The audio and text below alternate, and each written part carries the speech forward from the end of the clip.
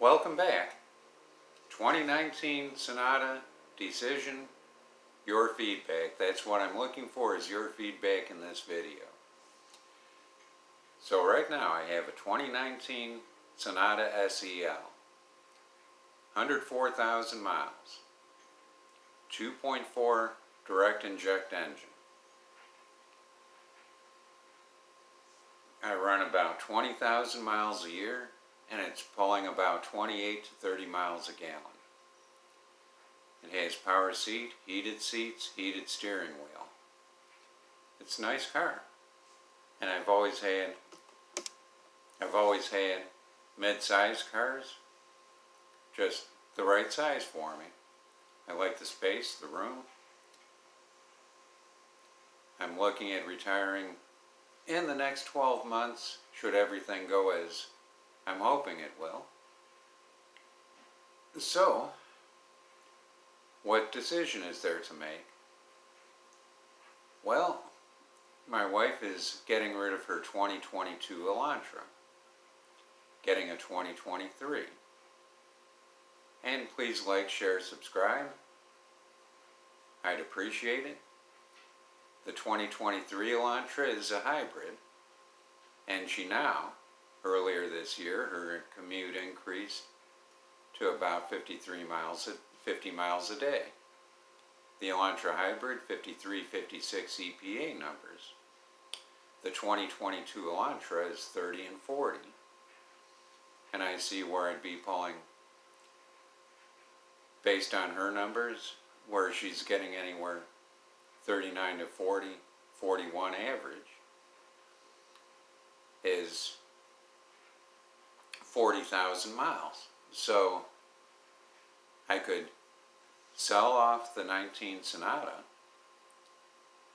and take over the loan on the 2022 Elantra, or we can trade off the Elantra roughly for what's owed against it, and the Elantra hybrid would be a wash, starting with the fresh loan. But I've never had a new car, and this 2022 Elantra would be closest I'd ever have to a new car. And for those of you thinking, okay, trade off the Elantra, sell the Sonata, that's got to be worth some good money, and buy a $5,000 car, and you've got money left over. Since you're looking at retiring, that's not in the equation. I can go into that another time, but that's not in the equation. It's strictly keep the 19 Sonata and take over the loan on the 22 Elantra, or trade off the Elantra and keep the Sonata. Now the Elantra at 40,000 miles is still under warranty until 60,000 on the bumper to bumper. It's also under warranty until 100,000 for the powertrain. Now yes, it's a compact. I'd be going down one size in car. But with increasing gas prices and with the better gas mileage, would that be so bad? And I can adapt to a size smaller, especially considering the previous mentioned benefits. So what's your feedback? Now, I've run the numbers, I've worked the numbers, and what we have is that, yes, while I'm working, I can handle the months remaining on the Elantra no problem with the check each month. But you're looking at retiring in about a year. How's that going to work out? That works out where I've run the numbers and I can handle the monthly amount even when retired. Because remember, I'd sell off the Sonata and put the proceeds from that towards the Elantra, leaving not a horrifically high balance on the Elantra. So, it's a case of what might the Sonata need a year from now at 124,000 miles And I wouldn't hesitate to drive it anywhere. Later this year, potentially, early next year, I may have a long trip of a few thousand miles to take, and the Sonata, I'm not scared of it. It's served me well until this came up. I was just going to keep driving it, enjoy it. So, I'm looking for your feedback. What do you think? And 20,000 miles a year, so the Elantra would just be on the tail end of the 560 warranty a year from now. And once retired, I'd be looking at, I'm guessing, 10, 12, maybe 15,000 miles a year, depending what activities I'm involved in when retirement comes. So let me know in the comments. I'm looking for your feedback, like Dad tells me or says. And he said this when he's asked for our thoughts on things.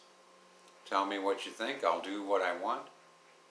But if you're in my position, what would you be doing? What would you decide? All things being parallel to what I have right now. So, what would I give up? What does the Sonata have? The Elantra doesn't have? Power seat, which, how often do we use that?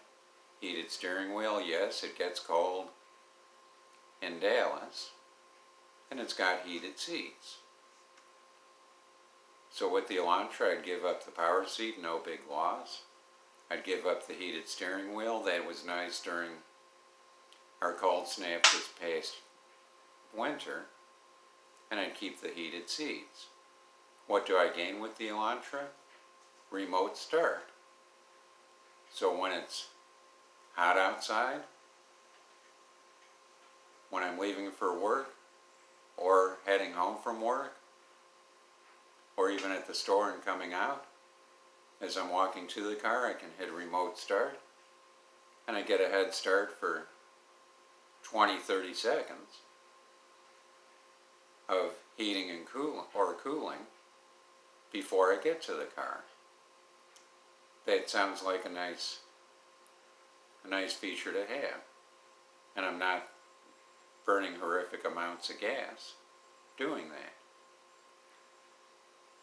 So keep the Sonata, but in the face of rising gas prices, it's going to cost me more to fill up, because the tank on the Sonata is 18 gallons, the Elantra is 12 gallons.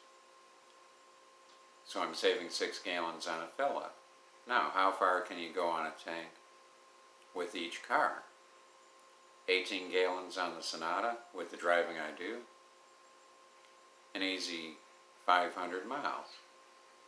With the Elantra, with the driving the wife does, it's stretching 400 miles.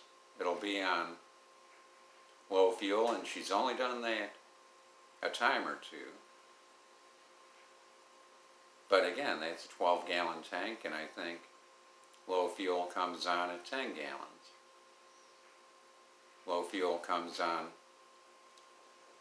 at 14, 15 gallons in the Sonata.